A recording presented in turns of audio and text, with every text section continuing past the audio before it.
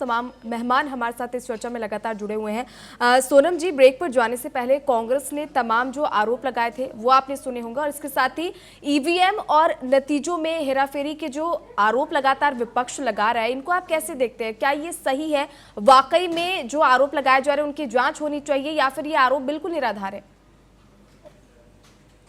देखिए, ये आरोप बिल्कुल बेबुनियाद और निराधार है। क्योंकि हम लोग चुनाव से पहले भी जब वोटिंग हो रहा था तभी भी हम लोग यही आकलन किए थे, अगर हमारी सरकार बनती है तो ये लोग इसी तरह से आरोप और प्रत्यारोप लगाएंगे। देखिए, झारखंड में चुनाव इन्होंने जीता तो वहां पे हम लोगों ने अपनी सरकार नहीं बनाई, तो हम लोगों ने तो इस तरह के आरोप नहीं लगाए।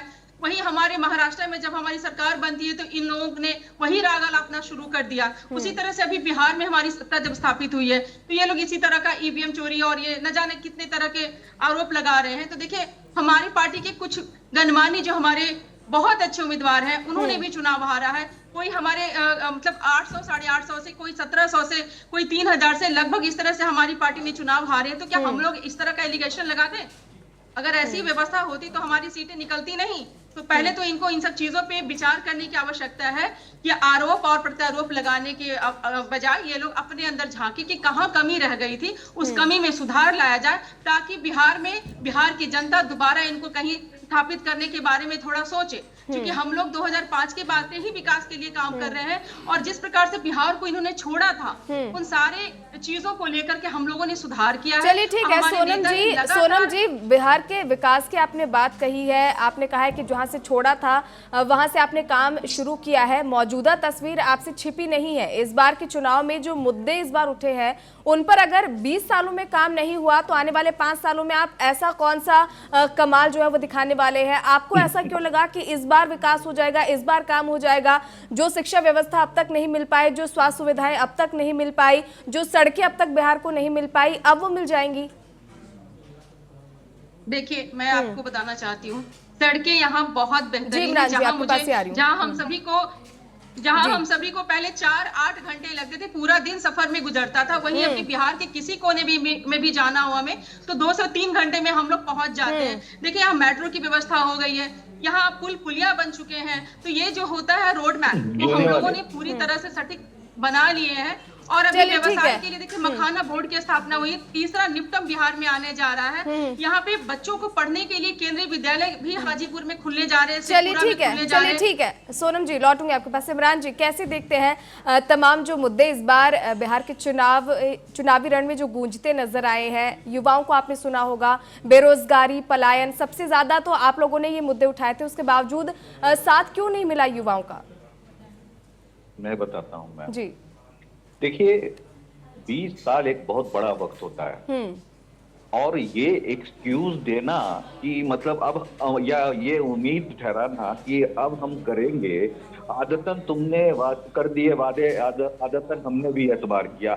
मतलब इस तरह हालत कमजोर हो गई है कि बेचारी जनता धोखा खाने के लिए भी तैयार है। आपने इलेक्शन के टाइम में एक ऐसी चीज कर दी, या कर्जा का उठाया विश्व बैंक का पैसा, आपने उसको जो है स्कीम के तहत डाल दिया, फिर उस दौरान कंफ्यूजन रखा। तो आप इलेक्शन को देखिए, आपने कहा कि हम पर एलिगेशन जीत पर, इससे पहले इलेक्शन में ऐसा नहीं होता था।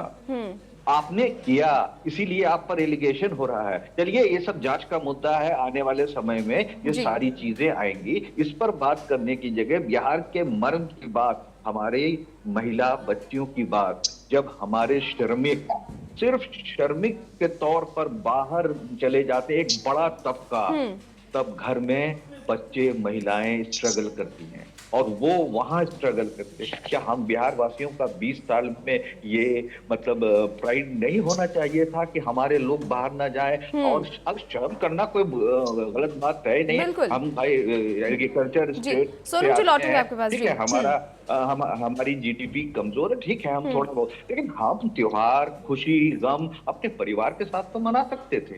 लेकिन हम ऐसा, फिर हमारे युवा बेरोजगार हैं, हमारी बच्चियों का सेटलमेंट कैसे होगा?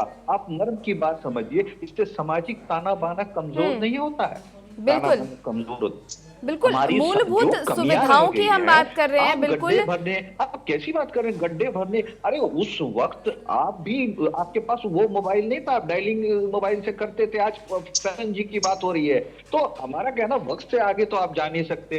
तो आपको जो मिला आप उसको इतना तो बेहतर बनाते कि कम से कम हम स्वावलंबी आत्मनिर्भर होते। हम ये तो नहीं कह रहे हैं कि अब हमको अमेरिका और लंदन बना देते, लेकिन कम से कम हमारे गरीब भाई, जो किसान हैं, मजदूर हैं, उनको अपने घर में तो कम से कम काम मिल जाए। चलिए ठीक है इमरान जी, नीतू जी हमारे साथ जुड़ी हुई है। नीतू जी, क्या अब महागठबंधन, कांग्रेस, आरजेडी, तमाम घटक दलों की मैं बात करूं, क्या अब एक स्ट्रॉन्ग स्टैंड के साथ महागठबंधन फिर से आएगा? क्योंकि सरकार ने तमाम जो वादे किए हैं वो भी आपको पता है, क्या ये पॉसिबल है इन वादों को 5 सालों में पूरा किया जाए? और अगर नहीं किया जाता तो महागठबंधन की विपक्ष की भूमिका यहाँ पर कितनी स्ट्रॉन्ग रहने वाली है? क्या कुछ रणनीति आपकी इस बार नजर आ रही है? भूमिका जी, आपके सामने आज मैं एक अफसोस जाहिर करती हूँ जी कि काश चुनाव आयोग के पद को आरोप मुक्त पद कानूनी तौर पर नहीं बनाया गया होता तो शायद परिणाम आज कुछ और होते। यो याद है महाभारत में दुर्योधन को जब लोगों ने कह दिया तुम्हारा कोई कुछ नहीं कर सकता है, तुम बच रहो, मत जो है हम उसमें रह के किसी को छोटा किसी को बड़ा बताने में हो गई है। जनता को आप बड़ा बनाइए, उसको हम भी सुनेंगे, लेकिन आप अपने को बड़ा बता रहे हैं, ये उनकी योजनाओं की बड़ी बात पार्टी है तो बिल्कुल इमरान जी, नीतू जी, बिल्कुल तमाम गरीबों राशन को सोने देने की बात, बिल्कुल इमरान जी लौटूंगा आपके पास। जी 2 लाखपति बीबी को देना है, कब दे रहे हैं उसका ब्लूप्रिंट हमें दे दें। भाई आपको तो जमीन तक काम करना है ना, आपने कहा है ना, आप तो कटिबद्ध है कि हम जमीन तक के काम करेंगे। बिल्कुल, और अगर वो काम नहीं होता तो उस पर सवाल पूछना आपका हक है, क्योंकि आप विपक्ष की भूमिका में है। सोनम जी, आप जब इन डाटों को देंगे, सोनम जी अपनी बात कहेंगे। बात कर रहे थे इमरान भाई, अभी बात कर रहे थे कि महिलाओं की यहाँ क्या स्थिति परिस्थिति है, वो सारी चीजों को लेकर अगर ये बोल रहे हैं तो मैं इनकी जानकारी के लिए बता दूं, हमारी बिहार की जो महिलाएं हैं उसमें जीविका दीदी हैं, बहुत सारी महिलाएं हैं जो भी साक्षर हो रही है। इनके दौर में तो वो रहा नहीं था, इनके दौर में 6 बजे के बाद से महिलाएं बाहर निकलती नहीं। नीतू जी मुझे बात करने दीजिए, नीतू जी मुझे मेरा आंसर करने नीतू जी, नीतू जी, नीतू जी, इमरान जी, नीतू जी, एक नीतू जी, इमरान जी, आप दोनों की ऑडियो मुझे डाउन करनी पड़ेगी।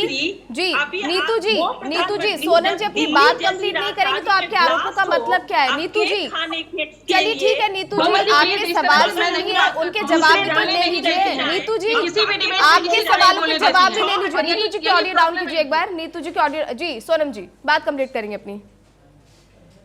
मैं इकबाल भाई का आंसर करना चाहती हूँ कि जिस प्रकार से महिलाओं की अगर बात करती है, सुरक्षा की बात करती हैं, तो मैं 90 के दशक में फिर से जाना चाहूंगी कि महिलाएं आज हमारी पार्टी नहीं, मौजूदा हालातों की बात करेंगे सोनम जी, मौजूदा अगर हालातों की बात करें, इमरान जी, बिल्कुल इमरान जी, मैं भी वर्तमान स्थिति की बात कर रही हूँ। 50% का आरक्षण देकर के जिस प्रकार से हमारी बिहार सरकार ने महिलाओं को स्वावलंबी बनाया है, वो बिहार की जनता या आप लोग छूते नहीं है इन सब चीजों से। तो महिलाएं आज जिस प्रकार से अभी देखिए कि हमारे बिहार में जो विधानसभा चुनाव हुआ है उसमें महिलाओं, चलिए ठीक है, चलिए ठीक है, चलिए ठीक है, आप सभी मेहमानों का, बिल्कुल आप सभी मेहमानों का बहुत बहुत धन्यवाद, तमाम पहलुओं को हमारे साथ रखने के